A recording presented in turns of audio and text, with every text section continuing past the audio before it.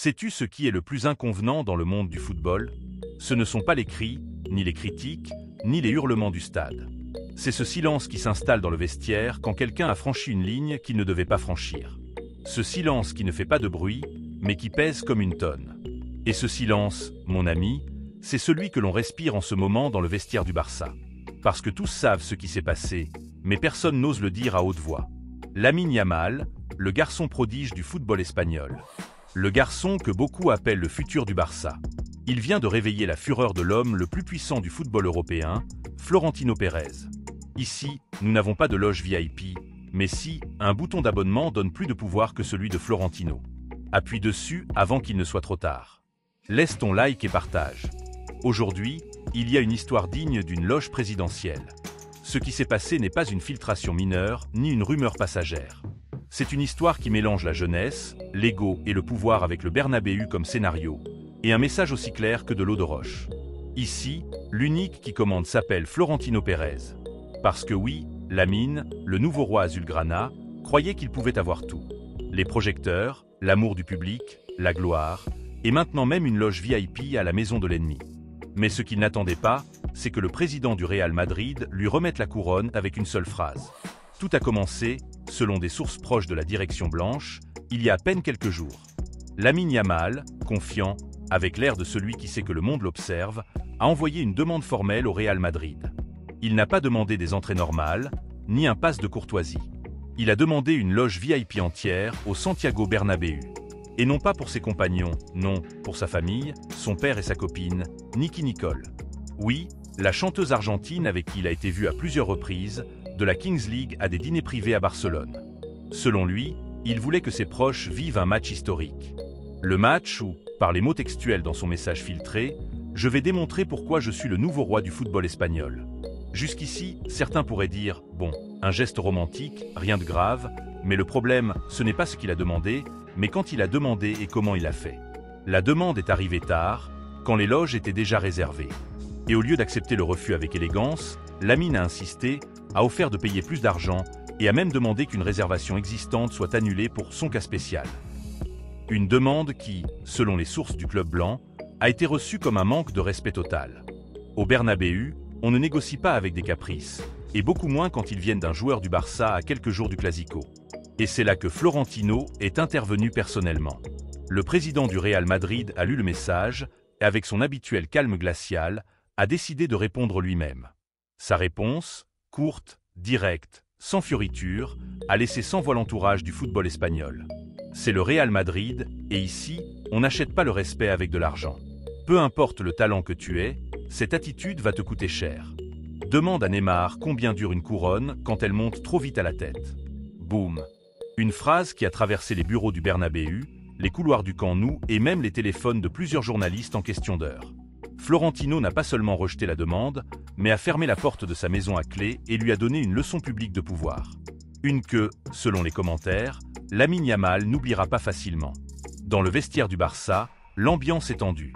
Personne ne dit rien, mais les regards en disent long. Flick, l'entraîneur, maintient un geste sérieux. Laporta ne veut plus entendre parler de l'affaire. Deco, avec un ton entre diplomatique et résigné, a laissé la phrase de la semaine. Lamine a beaucoup de talent, mais il n'a pas encore appris à le gérer. Ce qui est curieux, c'est que ce n'est pas la première fois que le garçon se met en scène comme le protagoniste de son propre film. Ces derniers mois, il a été vu plus dans des événements de mode, des fêtes privées et des tapis rouges que dans des entraînements supplémentaires. Et son entourage, disent certains employés du club, commence à se comporter plus comme une équipe de représentants de Hollywood que comme une famille footballistique.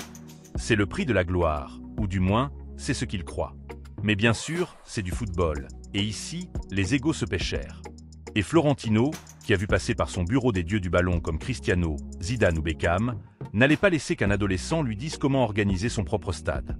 En fait, selon l'un des responsables de protocole du club, après avoir lu le message de l'entourage, le président a seulement dit une phrase avant de fermer son téléphone.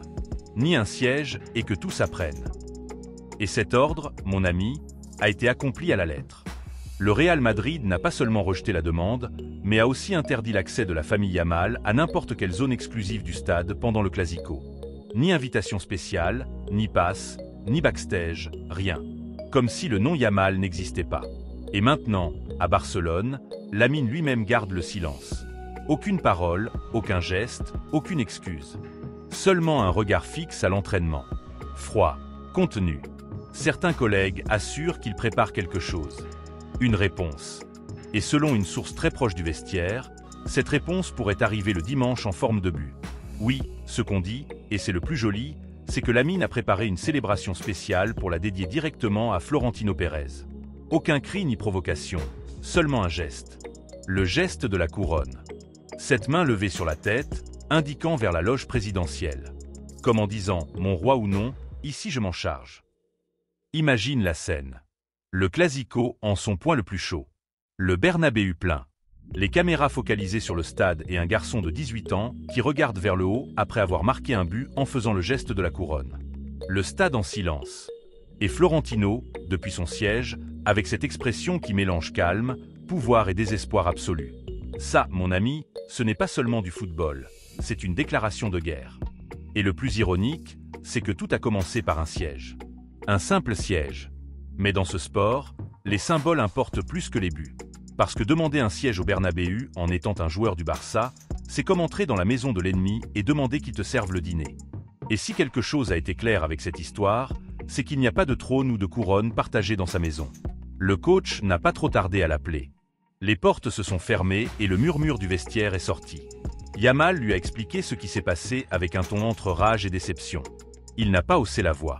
Mais ces mots sortaient avec force. Florentino avait refusé le siège. Il avait parlé avec dédain. Comme si rien n'était valable. Flick l'a entendu en silence. Il ne l'a pas repris. Il ne l'a pas consolé. Il a simplement senti, comme ceux qui voient un problème comme une opportunité. Cette même soirée, le coach allemand a réuni l'équipe au centre du terrain. Il n'a pas parlé de tactique ni d'alignement. Il a parlé de respect.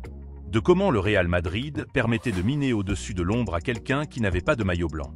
Il les a rappelés que dans le Bernabéu, même l'air sent la supériorité. Et qu'il devait rompre cette atmosphère. Il n'a pas mentionné le nom de Lamine.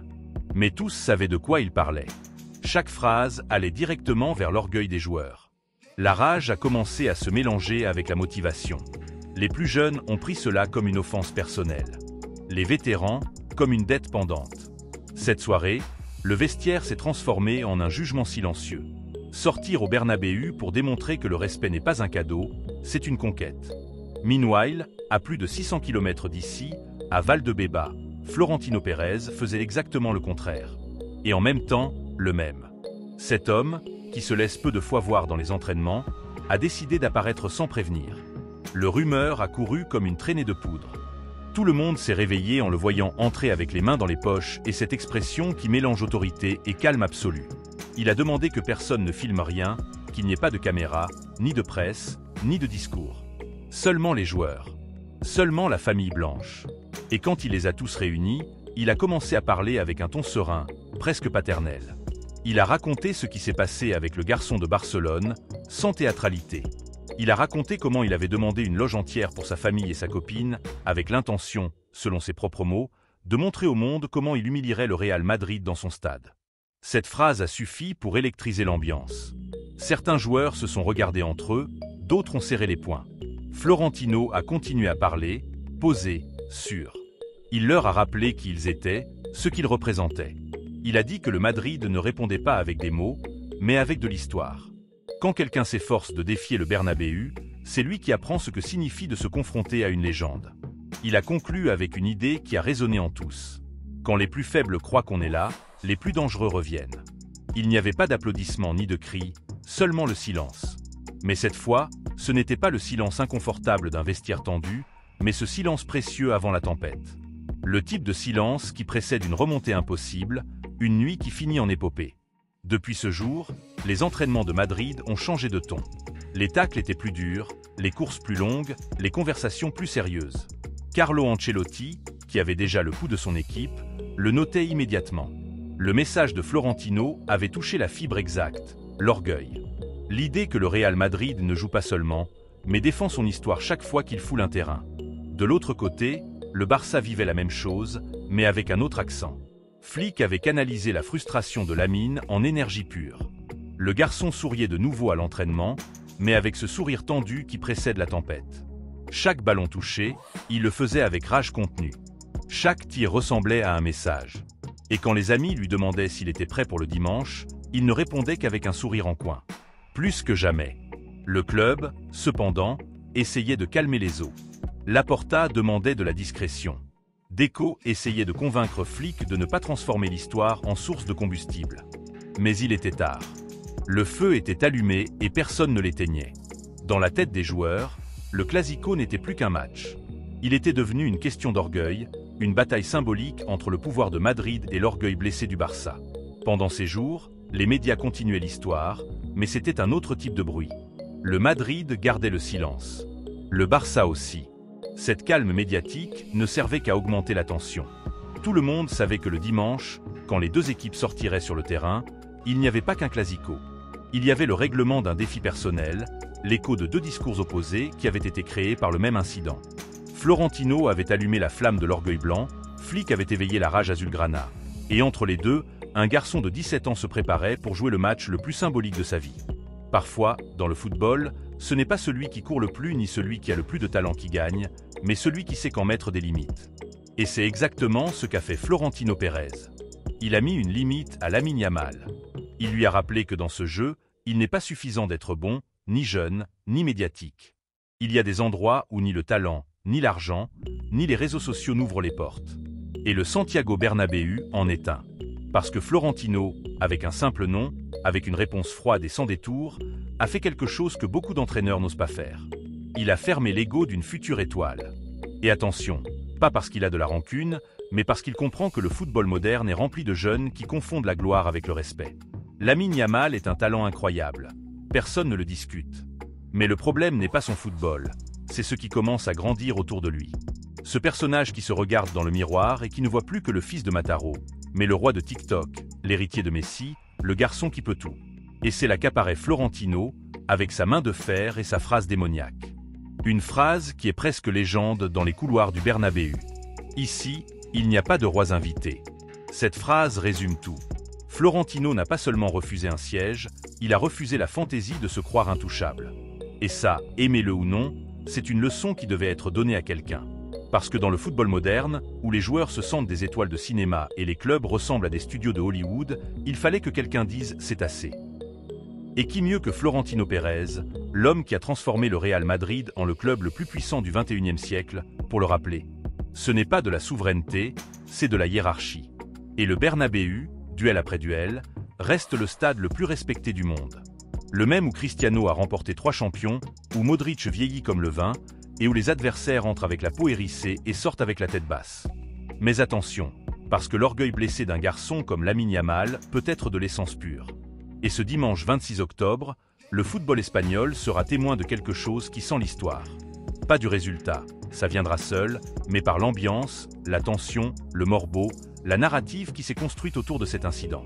Un clasico avec un goût de revanche. D'un côté, un Madrid qui se sent offensé, décidé à démontrer que personne ne vient à sa maison marquer son territoire.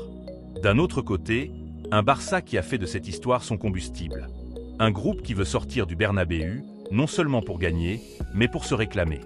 Et au centre de tout, un garçon de 17 ans, avec les projecteurs de la planète sur lui, et avec une promesse dans la tête, d'offrir un but à Florentino Pérez.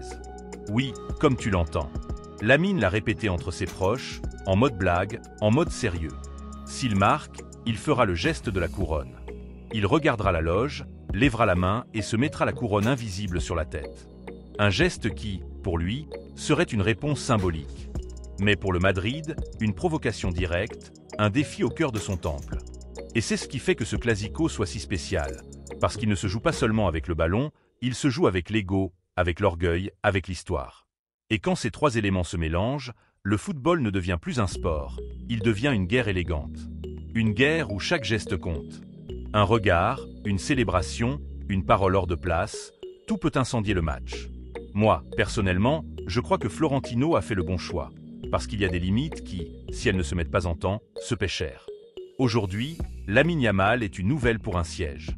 Demain, ça pourrait être quelque chose de beaucoup pire.